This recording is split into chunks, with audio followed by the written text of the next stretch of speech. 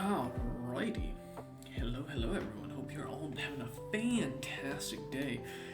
It's the first episode of the Editor's Creation series where, like Creator's Creation, we're still going to be writing a bunch, but, well, as I mentioned in the update, we're finally going to be publishing here at the end of the year. So what does that mean? It means I have to read through a lot of flipping pages and write a ton, because we got a lot of work to work up. As you can kind of see, we're looking through, so we're gonna be picking some sections, writing and reading. Today, I think our main goal, as I already started on, is we're gonna be starting with probably going through the rulers of the first age and kind of reading through them to make sure that all comes out. As we can kind of see, there's an issue here as an example. As well as I've already kind of started on working on sending out the information for my players to start filling out. Their adventures are kind of getting popped in here, and other such. Here, let me lower that a little bit. There we go. So their characters are getting their information kind of posted in here, so hopefully we'll be getting a few of those today. We've also got the world news and what the hell that is.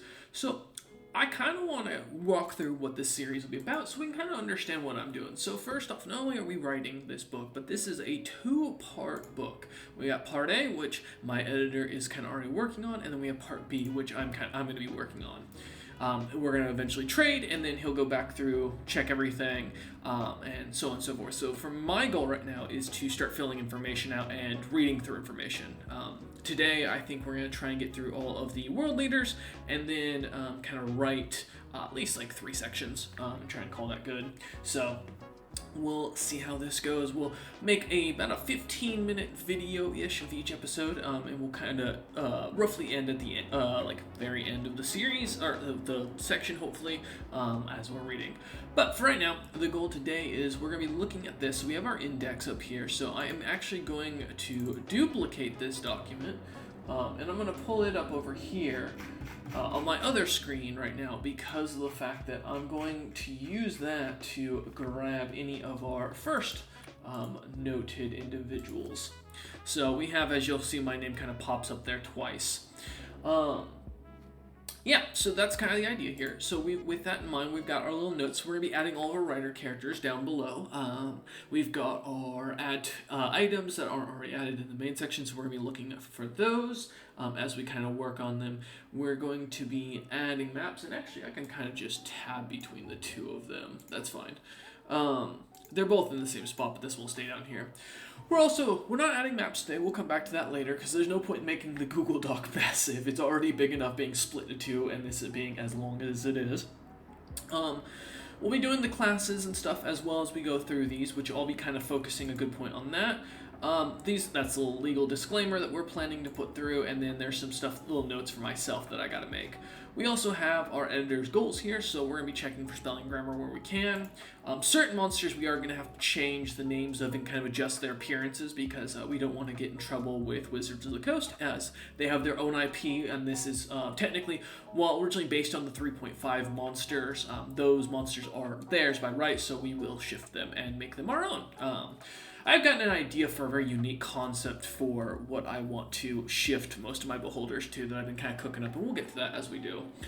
The writers, as we kind of mentioned already in the index, any spells, we'll be kind of going through that, because I think we also have the magic section in this one. So classes we talked about up above, items we're going to be kind of noting, any sections that are blank in the towns we'll kind of make a quick note of to come back to, in the header so we know to come back. Ensure entire book is not repetitive. So that's going to be the other thing as we read through these, guys. We're going to want you all to let me know if this is a repetitive book to you or not as you hear me kind of reading through. So we're going to kind of see where things go today. So this section to be filled out, I'm just going to put a quick note of that, and we're going to keep that as our little marker so I know when I need to come back. So, first things first, we're going to go in here and we're going to start with our first dragon. One of the things I do need to do here is Oh, because that's heading 3, yeah. We're going to add an introduction section that is going to be heading 4 that will be filling out later. Ooh, no, I don't like that it's like... Alright, well, whatever. That's fine. Alright, so we'll come back to it, but Alethiander, the obsidian shield, his race is that of an obsidian dragon. We'll get better at this as we go, I promise. His first 20 classes, which we're gonna remove that part. His classes are 5 sorcerer, natural, 14 warrior paladin, 2 and a wizard, and 4 and a high 1 warrior wizard. Interesting class. Those will be all classes we'll kind of need to walk through and do a double take on. So we're gonna go down into my index section here. And what do we have this at? We have that heading 3. So we'll put this at heading 3, classes. And then we're just going to put little notes for him. We'll come back to him later as we work on him. Wizard doesn't need to be, because I feel like that one's kind of a natural explanation, but Warrior Paladin will be one we'll come back to. Alright, perfect. Ability scores. He had a strength of 12, a dex of 16, not bad, con of 20, intelligence of 24, a wisdom of 16, and a charisma of 21. Okay, not bad. Oh, I know what we can add at the very beginning of this section. We'll need these. Okay, what are ability scores? Ability scores. What makes a leader of a nation? Yeah, I think those will work for right now. We'll come back. If you guys can think of any other sections you think we'll want to kind of have in the very beginning, let me know as we kind of go through these. But we'll come out and fill those up a little later. All right. So we'll continue as we were. His journal entry. Remember, we're going to remove these parentheses sections, except for in the class case, because it's just to let you know this is natural. What are classes? Question mark. I think these will be like, again, these won't be very long paragraphs, but this will be kind of little explanations as we're going through. Journal entry. I was born in the depths of Dragon's Crown. Young writer. I was born in the depths of Dragon's Crown, young writer. Okay, I got you. A little bit awkward. And it was here I saw the atrocities of my people. Lacking any true capability at court, I was nothing more than a commoner, a short one at that. My mother was a kobold, my father a dragonkin of decent rank, but we were poor and without title and truth. When the wars would come and the dragons would descend upon the land, I would earn my living through killing those who were as weak or weaker than myself, hunting and stalking the battlefield, though, in truth, the only kill I remember is a single young officer, a man by the name of Zarwit. A small battle had broken out within our unit, and here I would taste my first nobleman. A young dragon noble upstart who had no business on the battlefield, but he was a dragon, and I couldn't face him at the time. Though his time would come, alone on the field of battle, my anger would finally caught up to me, and I feasted upon the nobleman. When my head cleared, the world saw me as stronger and one of the greats. Now I will show them the truth, what a commoner can do, what nobles will deserve, and oh, I will taste the strong. Really gives you an interesting idea how messed up in the mind this guy was. Alignment, we're going to remove the with details section. Neutral evil. A person who loved intrigue and doing what was necessary to allow his plans to bear fruit. Alethiander is well known for his uncaring and cool mindset, though a strange darkness sits behind his eyes as he is noted for spending many hours within the dungeons of Adventure's Beginning. His notable deeds: gathering and contracting of all of the gemstone dragons of Draffica. Quite a grand deed. Religion, none. Okay. Why? We'll come back to that to later. Nope. Okay. I always like to keep those as just a little marker. Physical traits. Known to be 42 feet and tall, let me restart that. Known to be 42 feet tall and weighing nearly 125 tons, the small black scales on the ancient obsidian dragon are said to be to give him a natural immunity to piercing and slashing weapons. With bright red eyes full of mystery and intrigue, it is said that the many scars across Elethander come from his own doing. So this guy is like messed up in the head, as you're kind of catching on. Another section, why doesn't he have any notable comrades? That might be kind of curious. Probably because he ate them all, but we'll come back to that.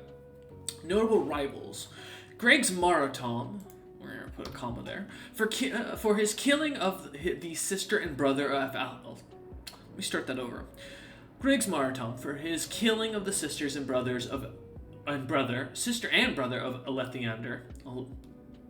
I'm never going to get this right on the first one, I swear. Elethander. When the conquest of Drafika began, rumors state that Greg's Maratom used magic that would bring those who were even the most unwilling to his side without question. It was during such a time as a horde of dragons would rush the hunting grounds to the south, and it was there that Greg's Maratom would watch his army slaughter and be forced to retreat back behind the godly creature's boundary. During the battle, Greg's Maratom would use Elethander's sister and brother as a distraction to escape an incoming Goliath who had worked his way through the army to meet him. Interesting concept, and tells you why this guy really doesn't like Greg. Organizations. The Gemstone Court, a collection of every gemstone dragon not affiliated with another dragon lord. This council sits the strongest amongst their ranks through merit and combat ability. It is said that the council decides daily on the betterment of its species' treatment, though most know it to be a group of old bickering dragons. Makes sense. Notable items.